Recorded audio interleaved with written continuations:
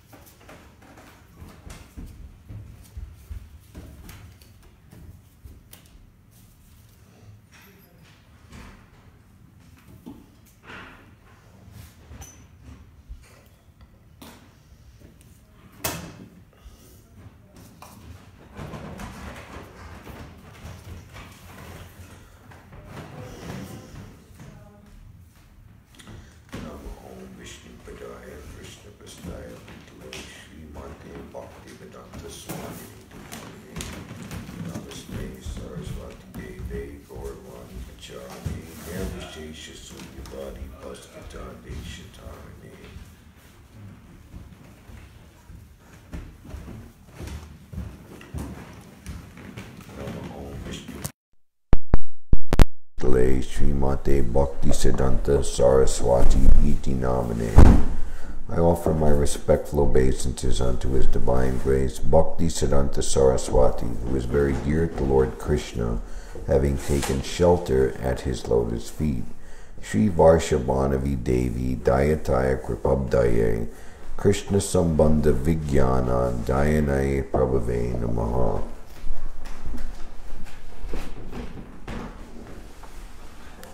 I offer my respectful obeisances to Shri Varshabhanavi Devi Dayata Das, another name of Srila Bhaktisiddhanta Saraswati Thakur, who was favored by Srimati Radharani, and who is the ocean of transcendental mercy and the deliverer of the science of Krishna. Madhurya Ujjvala Premadya Shri Rupanuga Bhaktida Shri Gora Karuna Shakti Vigrahaya Namostute.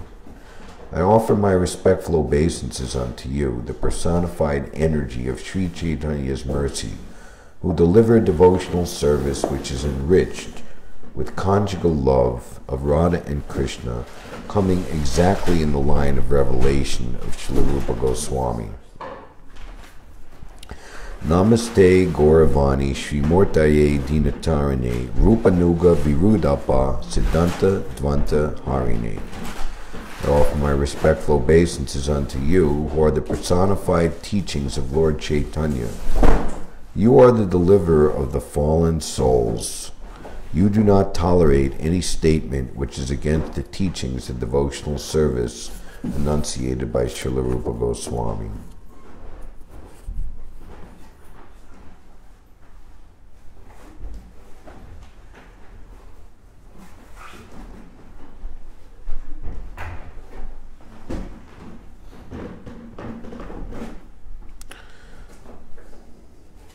This is a statement Srila Prabhupada made in the 3rd canto, chapter 22, verse 19. Kardama Muni desired to beget a child who would be a ray of the Supreme Personality of Godhead. One should beget a child who can perform the duties of Vishnu, otherwise there is no need to produce children. There are 2 kinds of children born of good families.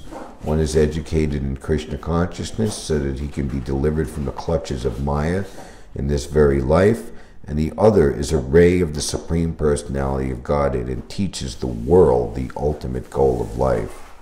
Kardama Muni begot such a child, Kapila, the incarnation of the Supreme Personality of Godhead, who enunciated the philosophy of Sankhya. In the same order as Kardama Muni, about 100 years ago, Thakur Bhaktivinoda also wanted to beget a child who could preach the philosophy and teachings of Lord Chaitanya to the fullest extent. By his prayers to the Lord, he had as his child Bhaktisiddhanta Saraswati Goswami Maharaj, who at the present moment is speaking the philosophy of Lord Chaitanya throughout the entire world through his bona fide disciples.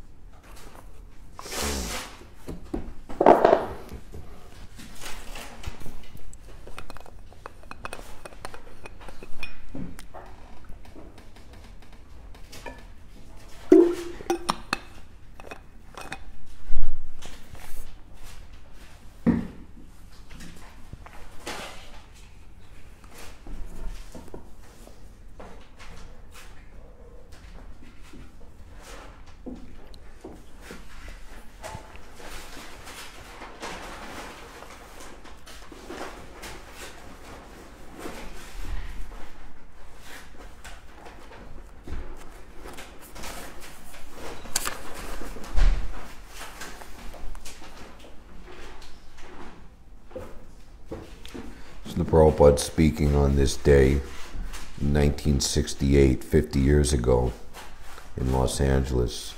So today is the disappearance day of my Guru Maharaj. As I have told you, Sadhava Jiva Va Marova. There was a nice story the other day that I told you. The sage is giving different kinds of blessings to different types of persons. 4 persons, 4 blessings. So to a king's son, a prince, he blessed, Rajapucha Chiranjiva. Oh, you are a king's son, a prince, may you live forever. And Muni Pucha, the son of a saintly person, he blessed him, Najiva, Najiva, you don't live. Rajapucha Chiranjiva Muni Pucha Najiva, and Sadhu devotee, he blessed him, Jiva Va Marova, that you either live or die as you like. And there was a butcher, he blessed him, Na jiva, na maro, you don't die, you don't live. So these words are very significant, thus I've already explained. The prince is enjoying sense gratification, that's all. He has got enough facility. So in his next life, hellish. Because if you indulge in sex life, then Krishna will give you facility to have sex life 3 times in an hour, just like the pigeons, monkeys, sparrows. That facility is given. Prabhupada said in one place, the more that you, or Bhagavatam says, the more that you enjoy sex when you're young, the more you must suffer in old age.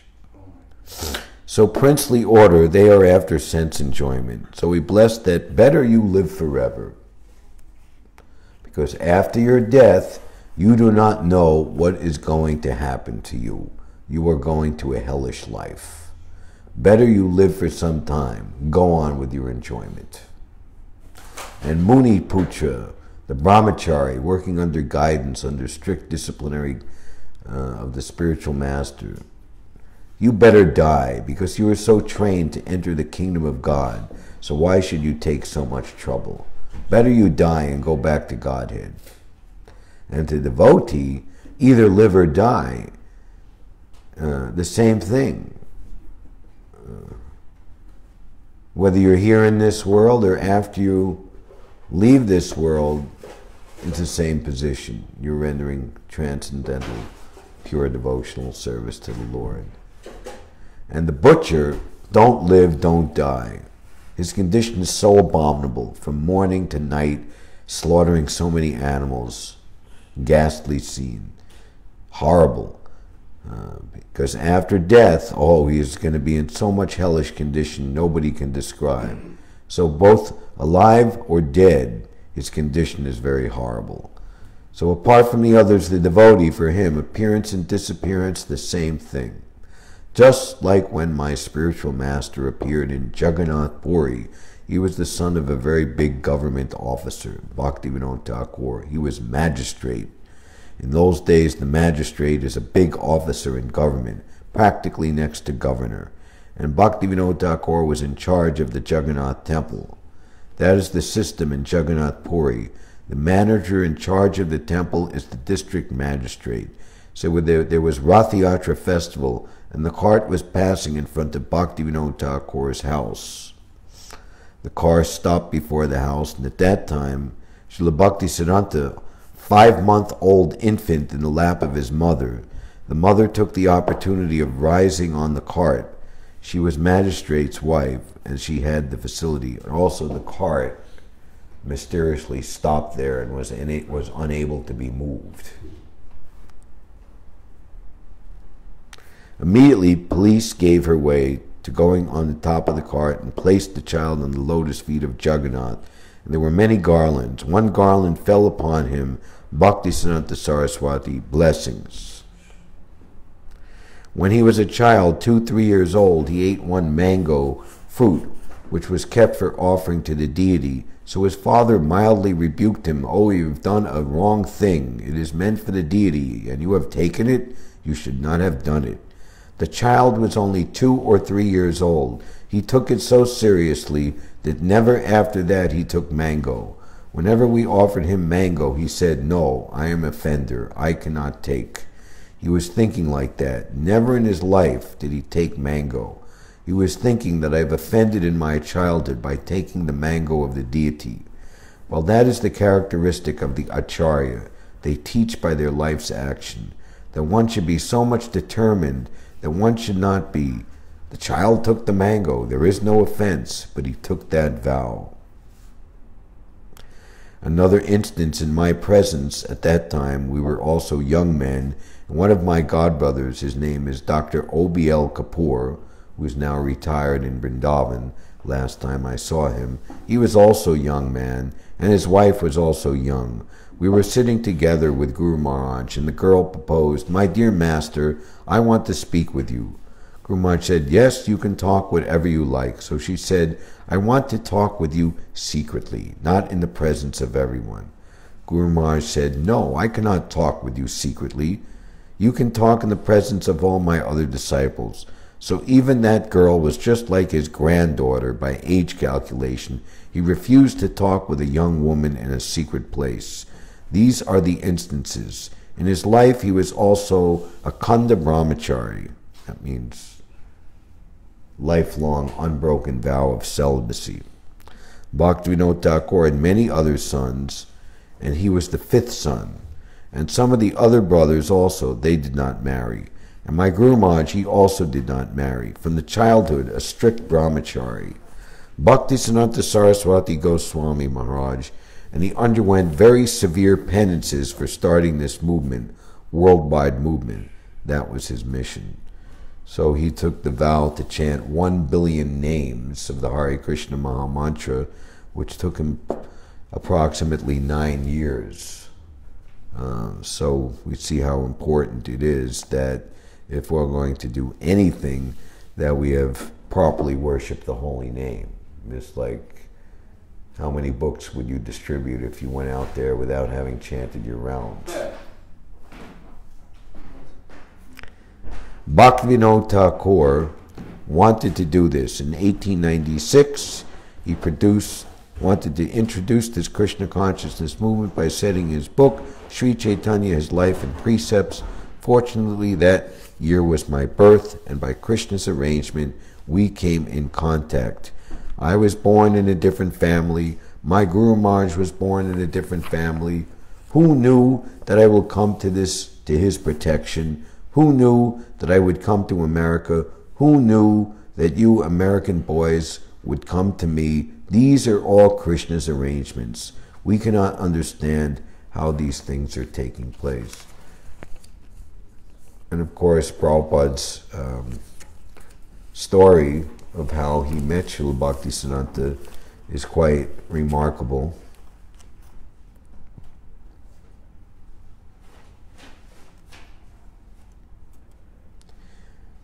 One of Prabhupada's disciples, he was having a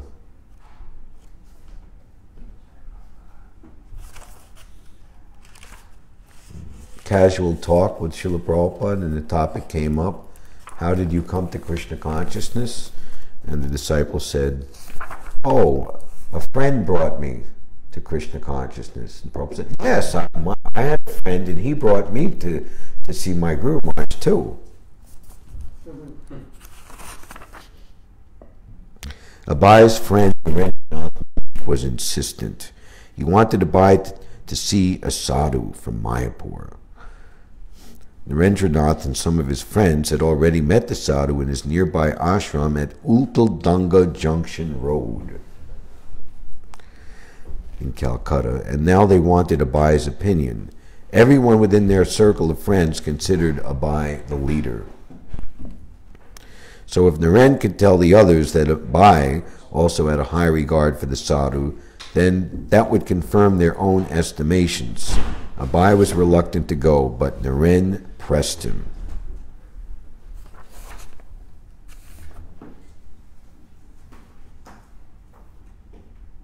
Naren put his hand firmly around Abai's arm, trying to drag him, while Abai smiled but stubbornly pulled the other way. Naren argued that since they were only a few blocks away, they should at least pay a short visit. Abai laughed and asked to be excused.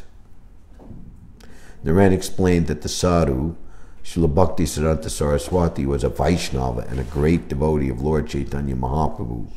One of his disciples, a sannyasi, had visited the Mulik house and had invited them to meet Srila Bhaktisiddhanta. A few of the Muliks had gone to see him and been very much impressed, but Abai remained skeptical. "Oh no, I know all these sadhus," he said. "I'm not going." Abai had seen many sadhus in his childhood. Every day his father had entertained at least 3 or 4 in his home. Some of them were no more than beggars, and some even smoked ganja. Gaur Mohan had been very liberal in allowing anyone who wore the saffron robes of a sannyasi to come. But did it mean that though a man were no more than a beggar or ganja smoker, he had to be considered saintly just because he dressed as a sannyasi, or was collecting funds in the name of building a monastery, or could influence people with his speech? No, by and large they were a disappointing lot. Abai had even seen a man in his neighborhood who was a beggar by occupation. In the morning, when others dressed in their work clothes and went to their jobs, this man would put on saffron cloth and go out to beg, and in this way earn his livelihood. But was it fitting that such a so-called sadhu be paid a respectful visit, as if he were a guru? Naren argued that he felt that this particular sadhu was a very learned scholar, and that Abai should at least meet him and judge for himself.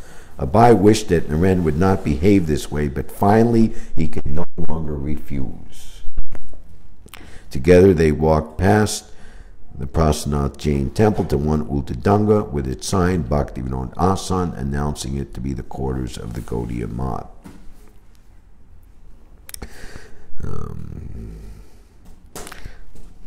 They were escorted up to the roof on the 2nd floor into the presence of Srila Bhaktisiddhanta, who was sitting and enjoying the early evening atmosphere with a few disciples and guests.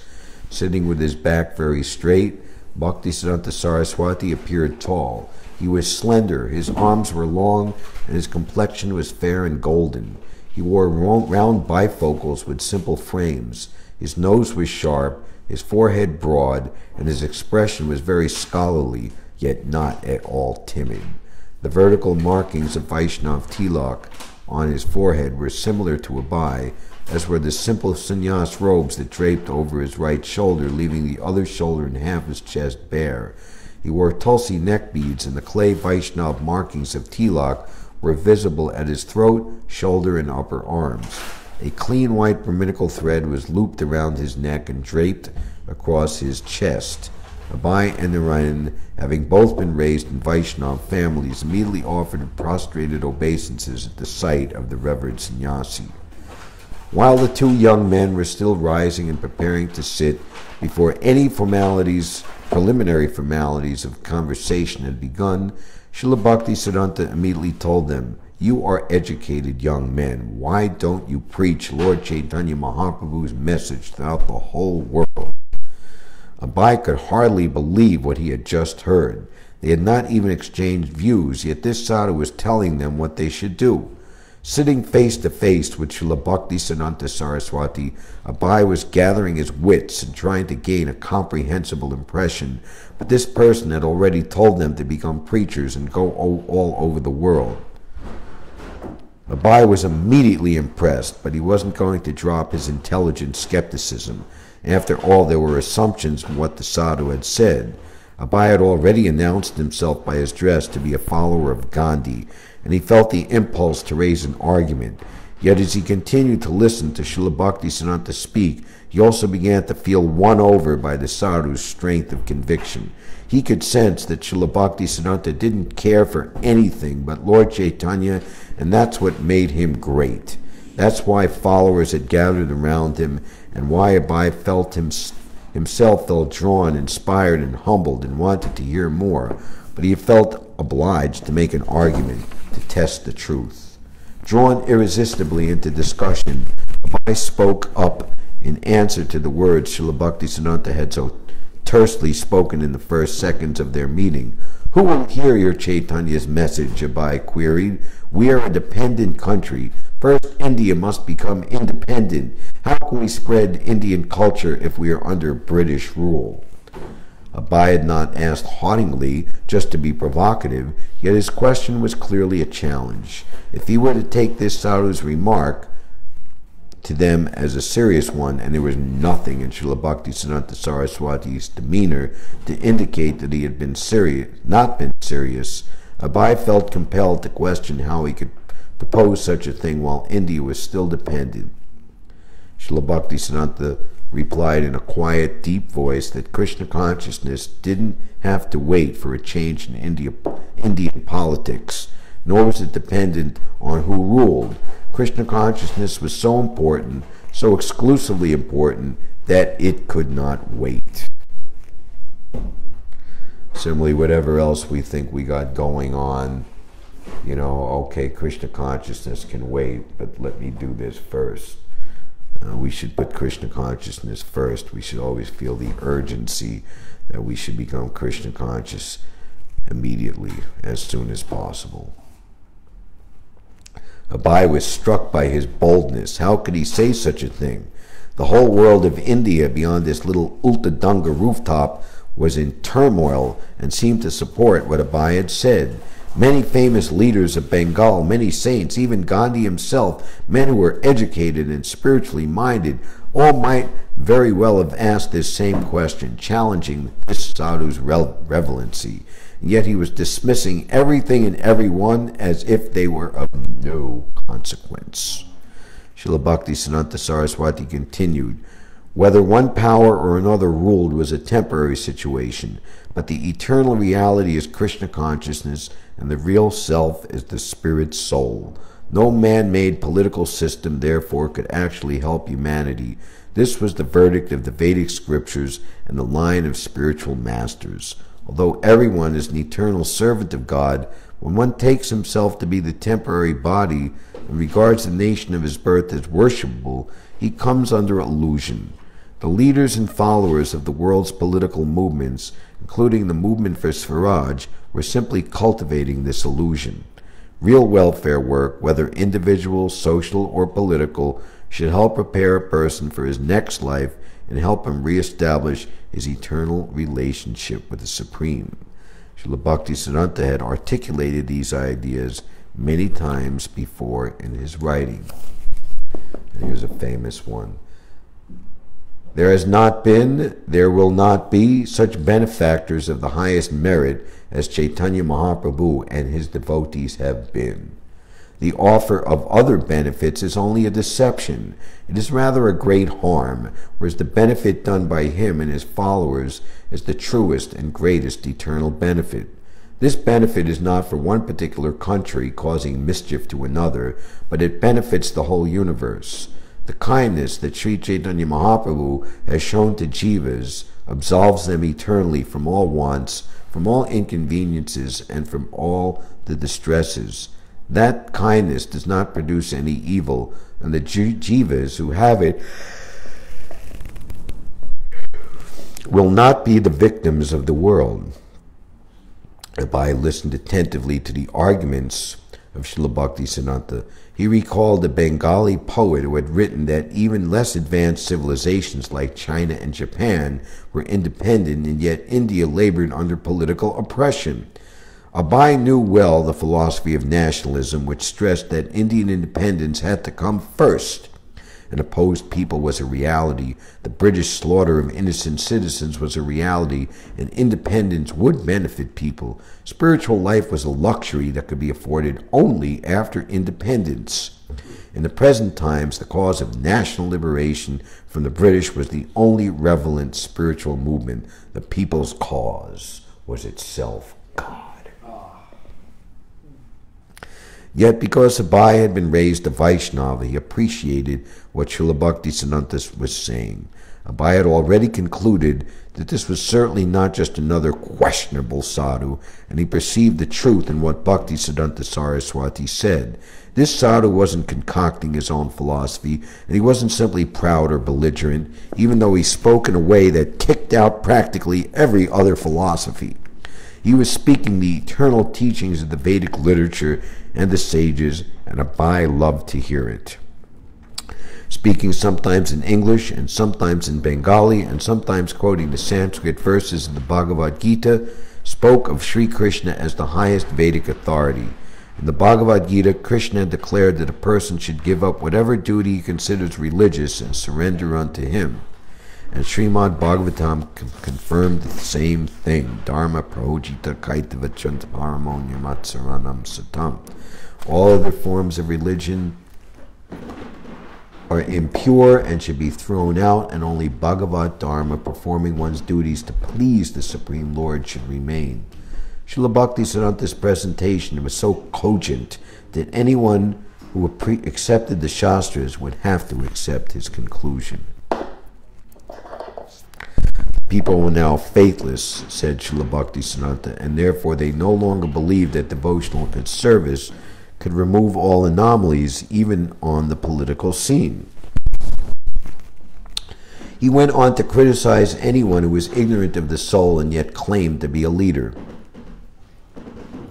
He even cited names of customary leaders and pointed out their failures, and he emphasized the urgent need to render the highest good to humanity by educating people about the eternal soul and the soul's relation to Krishna and devotional service.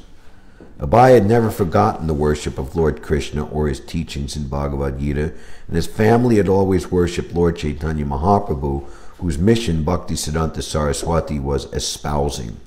As these Gaudiya Math people worshipped Krishna, he had also worshipped Krishna throughout his life and had never forgotten Krishna. But now he was astounded to hear the Vaishnava philosophy presented so masterfully. Despite his involvement in college, marriage, the national movement, and other affairs, he had never forgotten Krishna. But Srila Bhaktisiddhanta Saraswati was now stirring up within him his original Krishna consciousness. And by the words of this spiritual master, not only was he remembering Krishna, but he felt his Krishna consciousness being enhanced 1,000 times, 1,000,000 times. What had been unspoken in Abhay's boyhood, what had been vague in Jagannath Puri, what he had been distracted from at college, what he had been protected in by his father, now surged forth within Abhay in responsive feelings, and he wanted to keep it.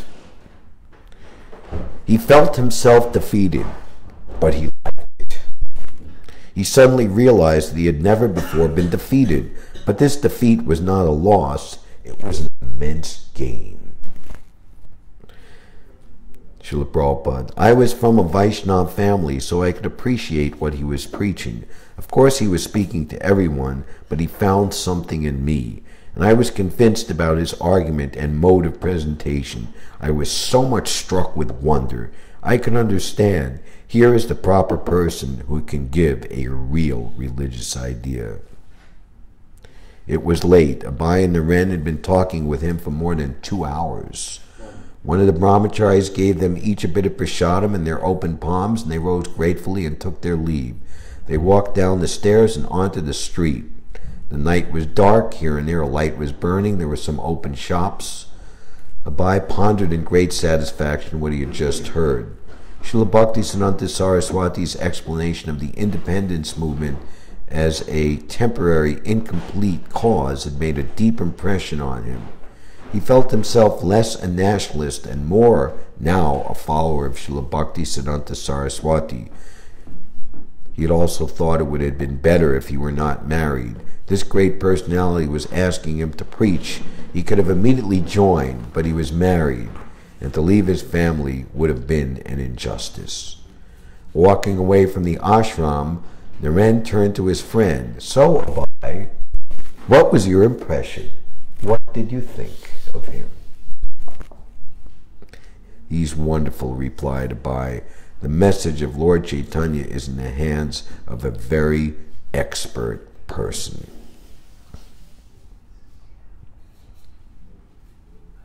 That was Srila Bhaktisiddhanta Thakur's ardent prayer to his Lord. "Your teachings are very much appreciated. I have spent most of my life. It is not within my power to revive them. You please send someone from your personal staff." I accepted him as my spiritual master immediately.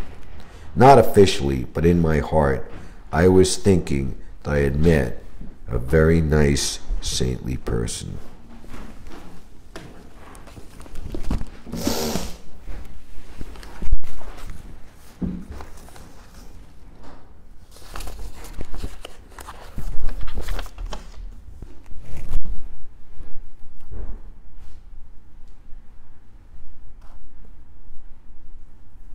Who knew that I would come to America? Who knew that you American boys will come to me? These are all Krishna's arrangements. We cannot understand how things are taking place. In 1936, today is 9th December 1968. That means 32 years ago in Bombay, I was then doing some business. All of a sudden, perhaps on this date, sometime between 9th or 10th December, at that time, Guru Maharaj was indisposed little, and he was staying at Jagannath Puri on the seashore. So I wrote him a letter. "My dear master, your other disciples, brahmachari, sannyasi, they are rendering you direct service, and I am a householder. I cannot live with you. I cannot serve you nicely. So I do not know how I can serve you. Simply an idea. I was thinking of serving him. How can I serve him seriously?"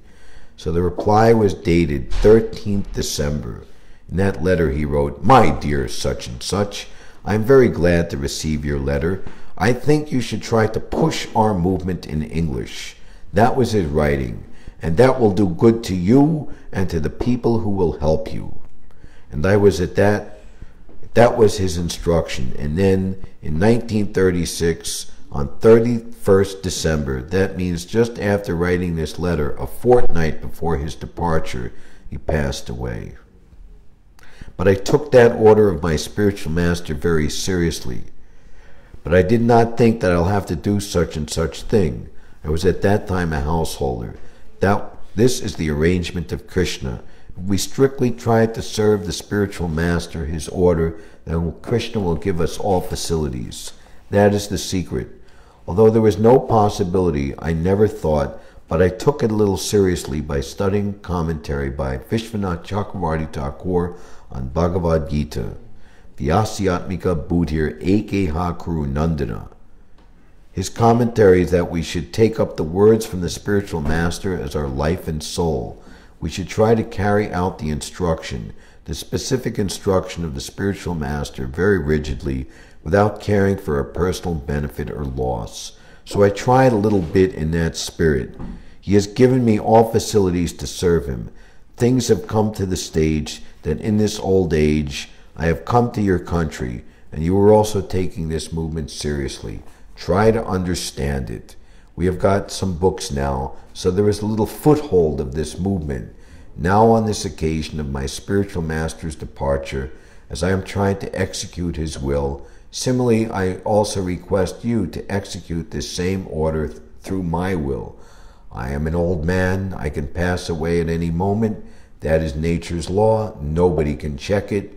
So that is not very astonishing. But my appeal to you on this auspicious day, the departure of my Guru Maharaj, that at least to some extent you have understood the essence of the Krishna consciousness movement, you should try to push it on. People are suffering from want of this consciousness. This Krishna consciousness movement is authorized, very important. Now you American boys and girls who have taken to this movement, please take it more seriously, and that is the mission of Lord Chaitanya and my Guru Maharaj. And we are also trying to execute the will of the disciplic succession. You have come forward to help me. I shall request you all that I shall go away, but you shall live. Don't give up pushing on this movement, and you will be blessed by Lord Chaitanya and his divine grace. Srila Bhaktisiddhanta Saraswati Goswami, Srila Prabhupada. Thank you very much.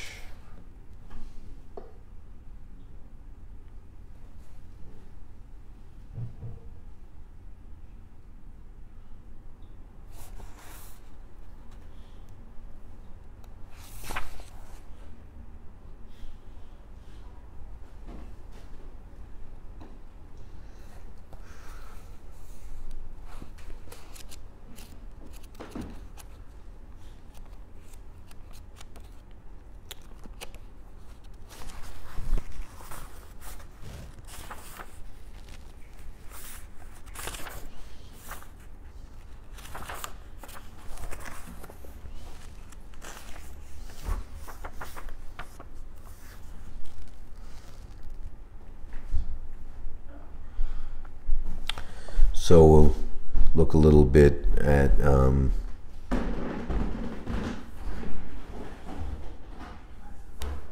instructions that he gave prior to his departure and the significance of those instructions.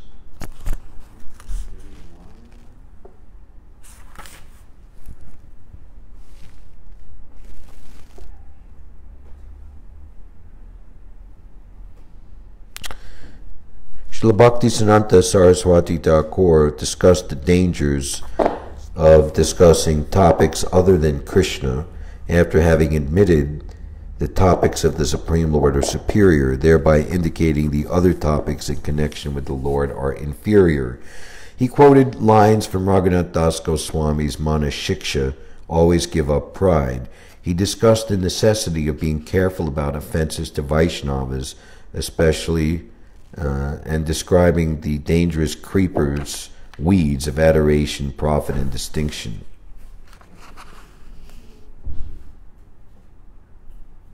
He quoted Srila Bhaktivinoda Thakur's Saranagati from the Dainya humility section.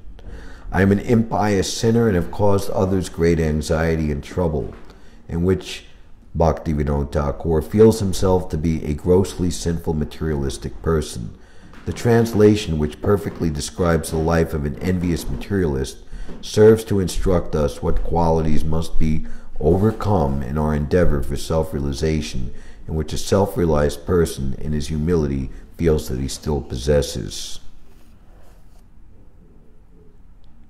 Here's a sample. I have never hesitated to perform sinful acts for my own enjoyment, devoid of all compassion, concerned only with my own selfish interests. I am remorseful seeing others happy. I am a perpetual liar, and the misery of others is a source of great pleasure for me. The material desires in my heart are unlimited. I am wrathful, devoted to false pride and arrogance, intoxicated by vanity, and bewildered by worldly affairs. Envy and egotism are the ornaments I wear.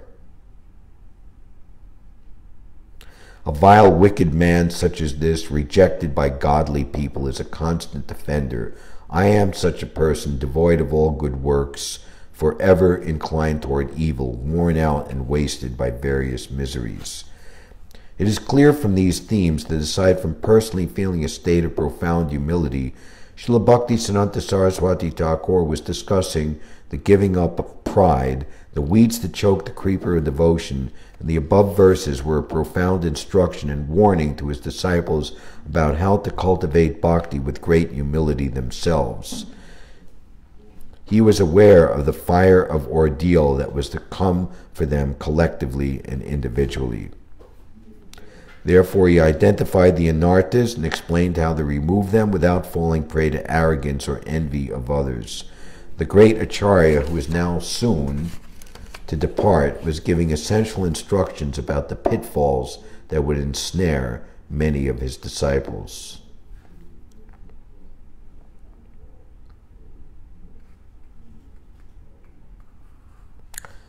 Here is several short instructions. Look within, amend yourself, rather than pry into the frailties of others. In this world of Maya, averse to the Lord, full of trials and tribulations, only patience, humility, and respect for others are our friends for Hari Bhajan.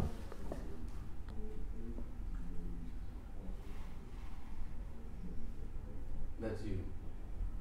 Does it have to be so loud? I don't know. There's 4 people in the kitchen. The Lord, war asunder, puts his devotees in various difficulties and associations to test their patience and strength of mind.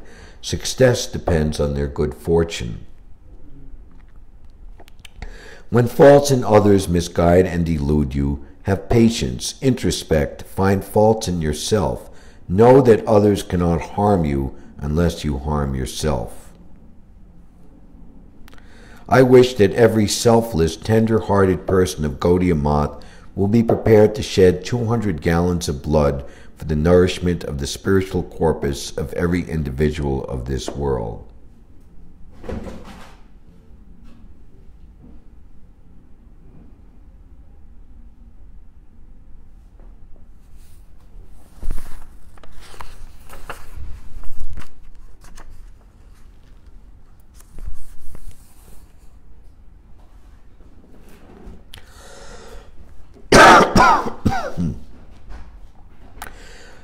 The theme of ridding oneself of anarthas was strongly the fan on and doors closed and windows open or whatever.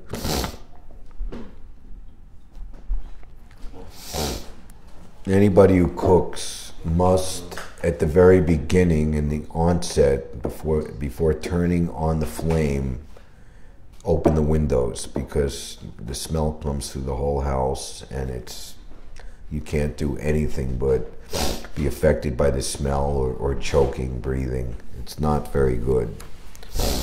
So please, always remember to do that. First duty upon entering the kitchen. Even a small thing like just heating up milk or something. We are all sojourners on the theme of ridding oneself of anarthas. Compassionately, he was urging everyone to give up pride and envy and simply immerse themselves in the spreading of the glories of the Lord. His mission had become an immense vehicle for this. He didn't want it to fail. He quoted multiple sources to establish the point of single-minded devotion to Krishna. Finally, he concluded, "We are all sojourners on the path of death. Everyone has to die. Therefore, in this state of life, whether one is male or female, high or low, king or subject, rich or poor, learned or foolish, everyone can make this very rare human form of life successful by becoming a servant of the eternally pure, completely blissful Sri Hari. Even in this conditional life, one can become liberated. Therefore, it is overwhelmingly necessary to try."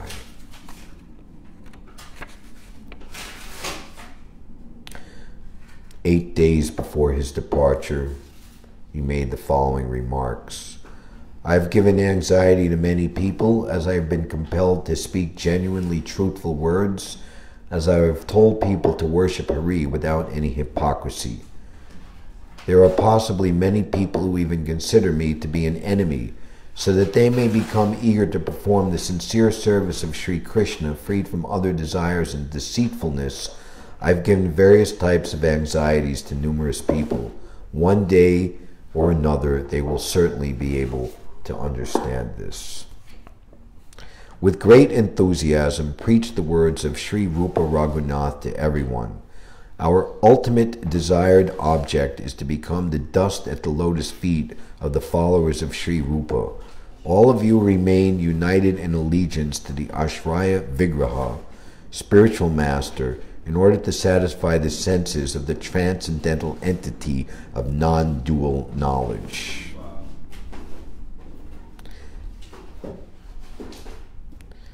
So we are a living entity, and God is a living entity, but He's the supreme living entity.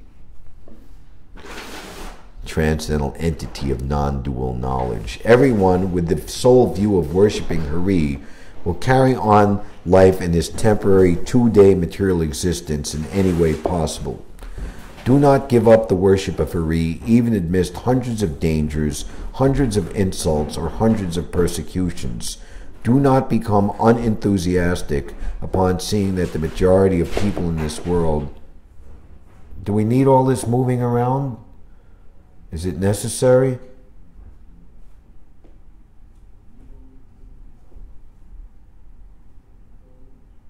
Do not become unenthusiastic upon seeing that a majority of people in this world are not accepting the message of Krishna's sincere worship. Never give up the audition and glorification of the topics of Krishna. They are your own personal worship and your very all in all. Being humble like a blade of grass and patient like a tree, constantly glorify Hari. We are nurturing a desire to dedicate this good-for-nothing body in the Sankirtan sacrifice of Sri Krishna Chaitanya and his associates. We are not at all desirous of any heroism and fruit of actions or religion, but our real condition is to be the dust of the lotus feet of Sri Rupa Prabhu, birth after birth. This is our all in all. The line of Bhakti Vinod Thakur will never be closed. With even more enthusiasm, you should become engaged in preaching the desire of Srila Bhakti Vinod Thakur's heart. Amongst you there are many capable and accomplished men. We have no desire at all. So, what follows are his last spoken words. Taking a blade of grass between my teeth, I fall down and again pray that I may become the dust at the feet of Srimad Rupa, birth after birth. There are various types of inconveniences while staying in this world, but there is no need for us to become extremely afflicted by these inconveniences or to try to dispel them. While staying here, it is necessary for us to gain an introduction to what our eternal life will be and to what entity we will attain to after all these inconveniences have been removed.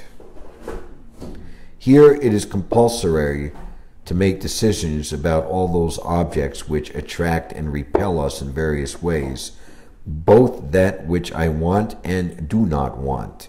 We will be drawn by the attractions and repulsions of this place to the same degree as the amount of intervening distance there is between us and the lotus feet of Krishna. When we go beyond the attractions and repulsions of this world and are attracted by the transcendental name, then the topics about the mellow of service to Krishna can be understood. At the present time, the topics about Krishna are greatly startling and perplexing. Adventitious occurrences are obstructing our eternally needed realization. To eliminate these, everyone who holds the name of a human being is more or less consciously or unconsciously engaged in a struggle. To enter into that eternally needed kingdom beyond all duality is our only necessity. In this world, we do not have any attachment or aversion towards anybody. All the arrangements of this world are momentary. That supreme desiratum is indispensably necessary for every single person.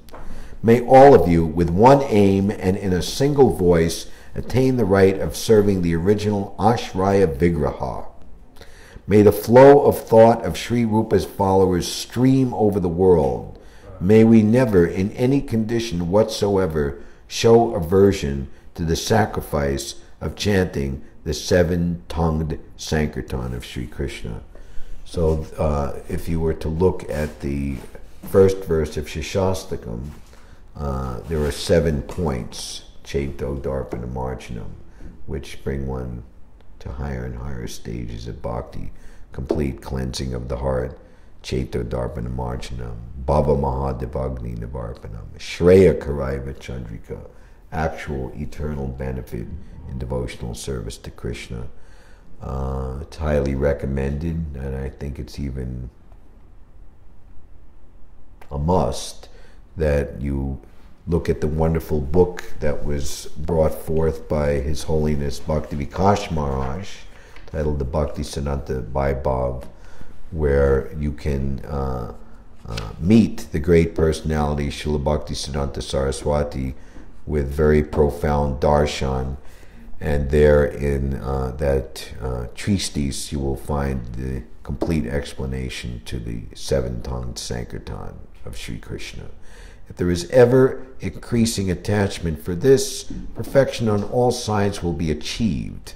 May all of you, by the earnest pursuance of Sri Rupa's followers, preach the words of Sri Rupa Raghunath in a fearless voice with supreme enthusiasm.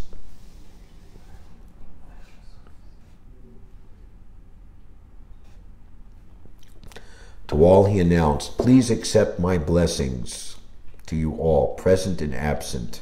Please bear in mind our sole duty in religion is to spread and propagate service to the Lord and his devotees.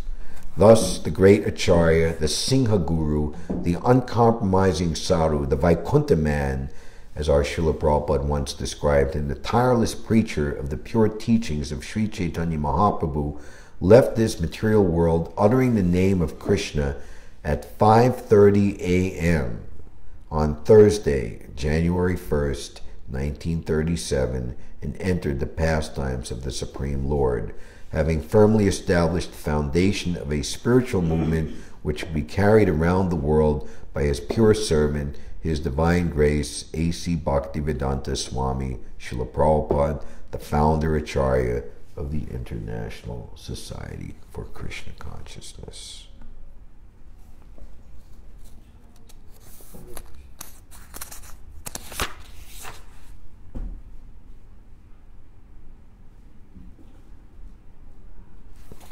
Hare Krishna.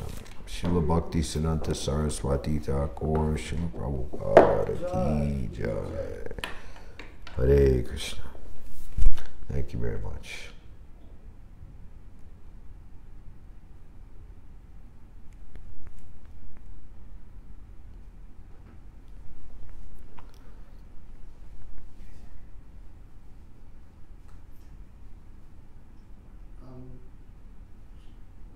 So, Bhaktisiddhanta Saraswati Thakur had performed very severe austerities to start this Krishna consciousness movement. And such a qualified devotee and eternal associate of Krishna performed so many austerities to preach Krishna consciousness all over the world. In comparison, us, at least myself, we're highly unqualified, can't take even full austerity. So, yet we have this order upon us to spread Krishna consciousness. Yet we have this order upon us to spread Krishna consciousness, but there's no qualification. How can we fulfill this order of the spiritual master? So Prabhupada said, I have created your good fortune. Good fortune means whatever order is given by the spiritual master becomes the necessary potency to carry it out. Also, it's not you who are trying to be the preacher or the liberator or the... We should never consider ourselves as great preachers, but we should simply aspire to be instrumental. Glasses isn't doing the seeing, but I'm picking it up and my eyes are seeing through. So I want to just be an instrument on the spiritual master's table and utilize this. Then we can actually do something for humanity. Yes, Srila Bhaktisiddhanta did incredible austerity so that all of us could all, like the father he makes it easier for his children, right?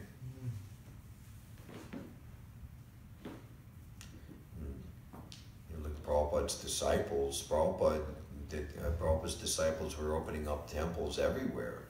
Yeah. And Prabhupada really, what temples did he actually open up? New York and San Francisco. But then devotees were going other places, and it was more or less, we have to establish things and get things going nicely, then Prabhupada will come.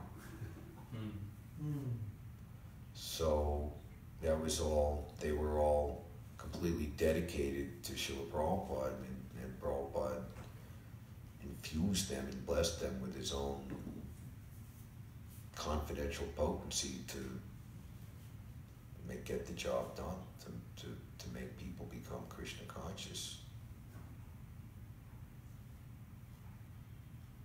That's what it means to be servant to the servant. Because on our own we can't do anything.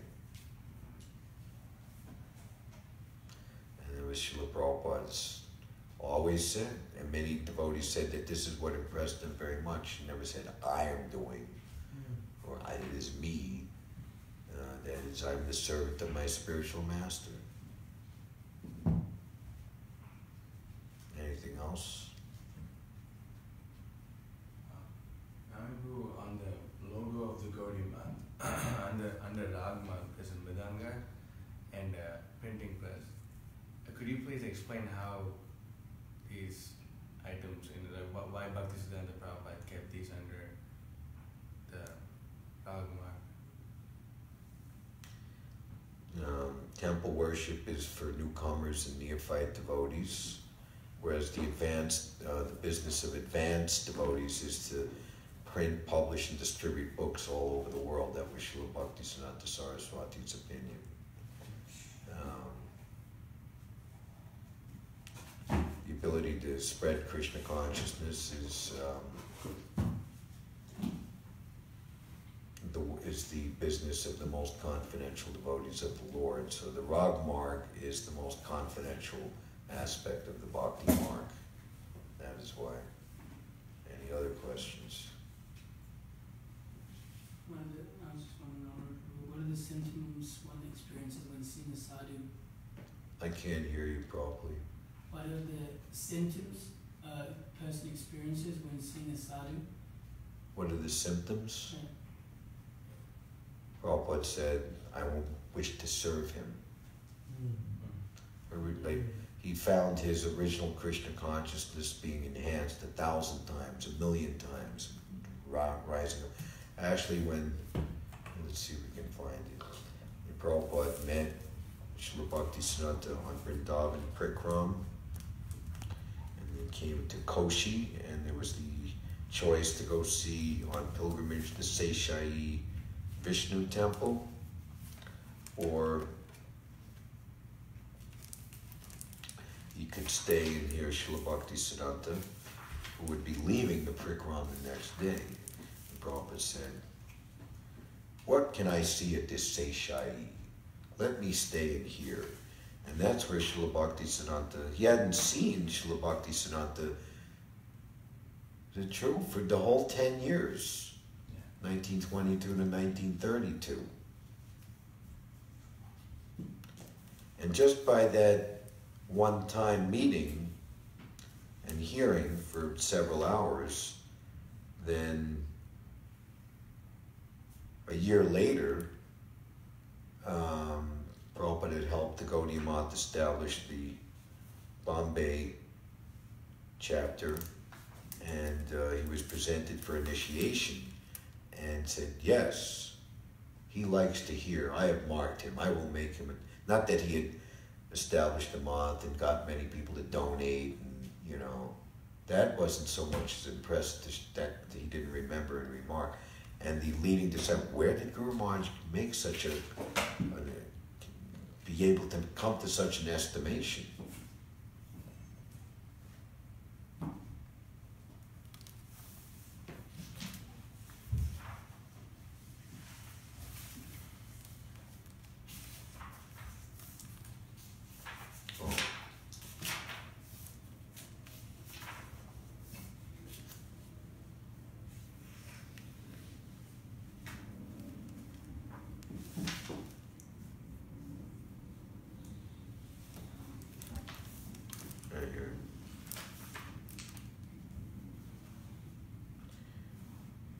Allahabad, I'm sorry, not Bombay, Allahabad, Gaudiya Math. There's very nice, on Yadabar and Vishaka's following Prabhupada video. Prabhupada's coming to Kumbh Mela in 1971, and he'd spent many years living in that city, Allahabad. And Prabhupada is going with 7 rickshaws in tow. Yeah. Of course, and we were like little Hansaduta, we were like little ducklings following Prabhupada. And going to the Gaudiya Math that Prabhupada helped to establish. And Yamuna Devi, she's saying that these deities, somehow a photograph of them had been there in San Francisco 4 years earlier, and these were the first deities that she saw, and understanding that Prabhupada had established this temple, and the godbrothers there who were in charge, Prabhupada had a friendly relationship with them. It was a very moving experience.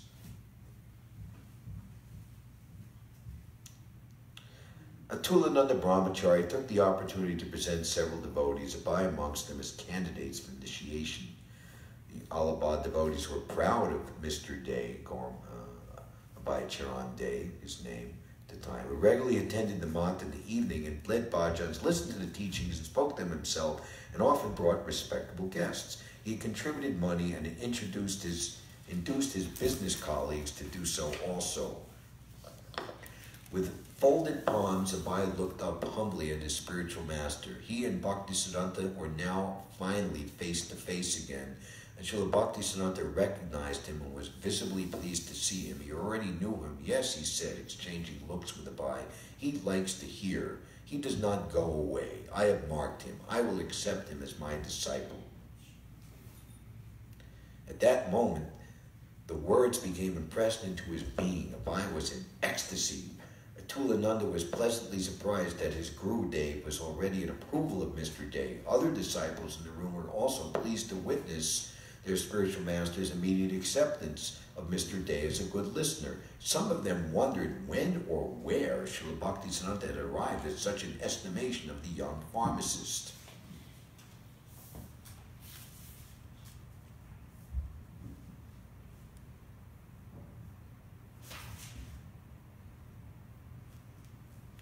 So this is a description. I met them at Koshi, and Kesha Maharaj was informing that Srila Bhaktisiddhanta is going to Mathura tomorrow morning and will speak Hari Katha this evening for the last time. Anyone who wants to may remain, or otherwise they may go to see Seshai Vishnu. So at that time, I think only 10 or 12 men remained. Sridhar Maharaj was one of them, and I thought, what can I see at this Seshai? Let me hear Srila Bhaktisiddhanta Saraswati. Let me hear.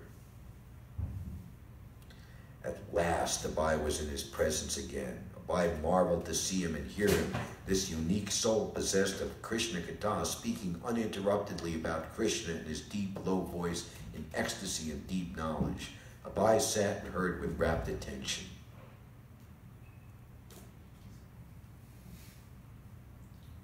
An hour went by, 2 hours. The already small gathering gradually thinned. A few sannyasis left, excusing themselves to tend to duties connected with the Parikram camp. Only a few intimate leaders remained. Abai was the only outsider. Of course, he was a devotee, not an outsider, but in that sense that he was not a sannyasi, was not handling any duties, was not even initiated, and was not traveling with the Parikram, but had only joined for a day. In that sense, he was an outsider. The philosophy Srila Bhaktisiddhanta was speaking, however, was democratically open to whoever would be giving an ardent hearing, and that Abai was doing. He was listening with wonder. Sometimes he would not even understand something, but he would go on listening intently, submissively, his intelligence drinking in the words. He felt Srila Bhaktisiddhanta Saraswati revealing to him the direct vision of the spiritual world, just as a person reveals something by opening a door or pushing aside a curtain. He was revealing the reality, and this reality was loving service to the absolute truth, the lotus feet of Radha and Krishna, the supremely worshipable personality of Godhead. How masterfully he spoke, and with utter conviction and boldness. It was with such awe that Abai listened with fastened attention. Of course, all Vaishnavas accepted Krishna as their worshipful Lord, But how conclusively and with what sound logic was the faith of the Vaishnava established by this great teacher? Vaishnavas. After several hours, Srila Bhaktisiddhanta stopped speaking. Abai felt prepared to go on listening without cessation. He had no puzzling doubts or queries to place forward. He wanted only to hear more. As Srila Bhaktisiddhanta Saraswati made his exit, Abai bowed, offered his obeisances, and then left the intimate circle of sannyasis in their row of tents and went to the outer circle of tents for the grihastas, his mind surcharged with the words of his spiritual master. Now their relationship seemed more tangible. He still treasured his original impression of Srila Bhaktisiddhanta Saraswati, the saintly person who had spoken to him on the rooftop in Calcutta. But tonight, that single impression that had sustained him for years in Allahabad had been enriched. Can somebody check again? Because the smell is coming strongly. You know, somebody goes through the second door and leaves it open.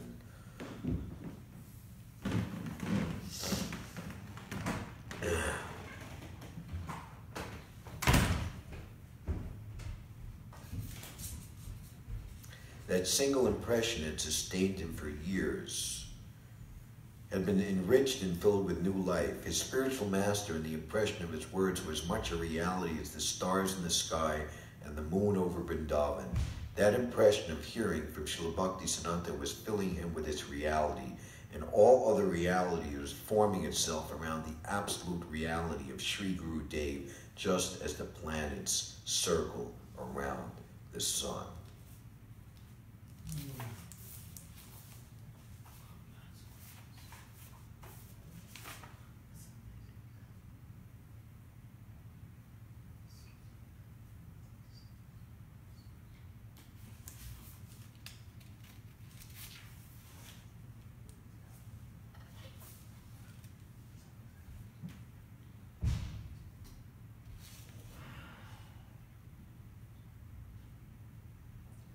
Word very soon reached Dubai in Bombay. His immediate response was to cry with grief. No more the joy of an anticipated meeting. No more trips to Calcutta or Vrindavan on the plea of business just to see the tall, commanding form of Srila Bhaktisiddhanta, the evangelic angel. This sense of never meeting again was difficult to bear. Philosophically, Abai knew that there was no reason to lament. Bhaktisiddhanta Saraswati had come into this world to execute the mission of Lord Chaitanya, and now it was required that he leave this place to go to another, where he would again engage in the same activity. Yet even armed with this philosophy, Abai felt all alone. His two great well-wishers were gone, his father and now his spiritual master. But he felt grateful that he had received a special mercy, a final instruction, just 2 weeks before his spiritual master's departure.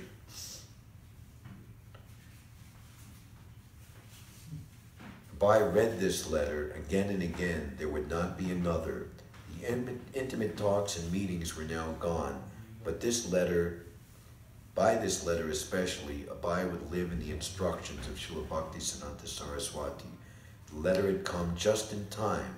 Now he knew for certain, no matter what anyone else said, how to please his spiritual master and stay linked with Krishna. Following this order, he could conquer the feeling of loss at the disappearance of his most affectionate well-wisher.